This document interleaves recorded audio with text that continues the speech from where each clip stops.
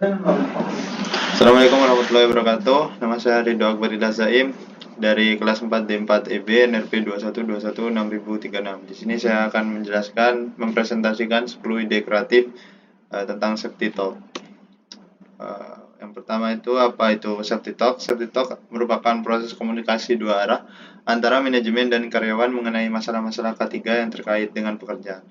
Tujuan dari adanya safety talk ini adalah untuk meningkatkan kesadaran, pengetahuan, dan perilaku yang aman di tempat kerja.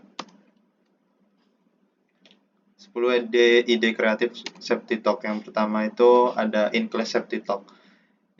In-class safety talk ini adalah salah satu metode safety talk yang dilakukan di ruang kelas atau dalam suasana pembelajaran yang formal. Contoh dari in-class safety talk ini ada penyampaian materi secara singkat, bisa memutarkan video K3 khusus, dan diskusi serta tanya jawab. Yang kedua, bisa menggunakan peragaan penggunaan APD. Contoh dari kegiatan ini yaitu menyiapkan APD yang tepat, mempraktekkan cara inspeksi APD, menjelaskan bagian penting APD dan fungsinya, menjelaskan mengisi checklist inspeksi APD, dan menjelaskan kewajiban karyawan terhadap APD. Yang ketiga adalah peragaan perkakas kerja. Yang pertama itu bisa dilakukan dengan mempelajari SOP penggunaan perkakas kerja, menjelaskan bagian penting scaffolding, atau menjelaskan aturan khusus scaffolding. Yang keempat, ide kreatif yaitu motivasi secara spiritual. Metode spiritual ini dapat menggugah rasa dan hati sehingga para pekerja dapat memprioritaskan safety dalam bekerja.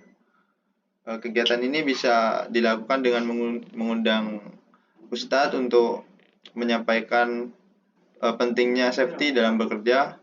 Yang kedua bisa dilakukan dengan berdoa sebelum melakukan pekerjaan. Yang kelima ialah motivasi keluarga.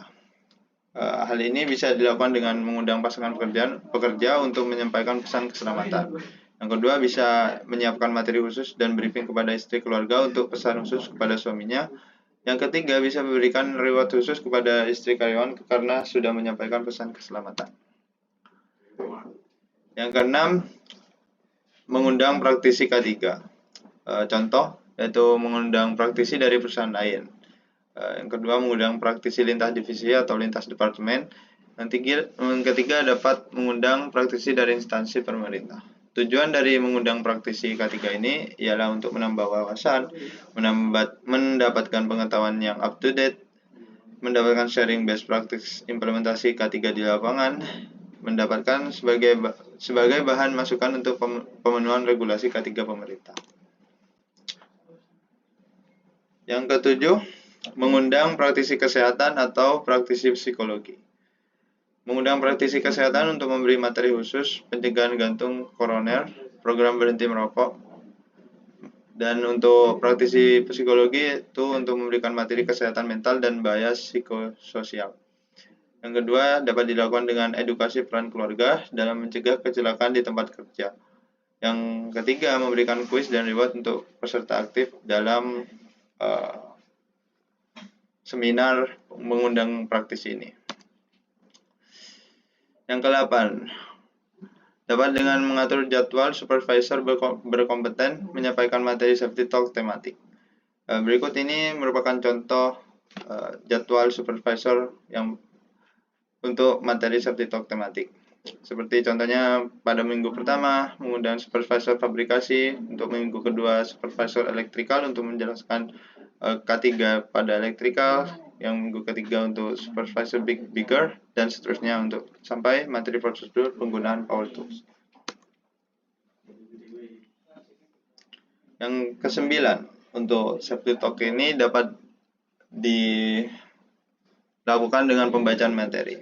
Tujuan dari pembacaan materi ini untuk memberikan informasi yang detail terkait aspek K3. Yang kedua, untuk memberikan up-to-date safety knowledge ke karyawan.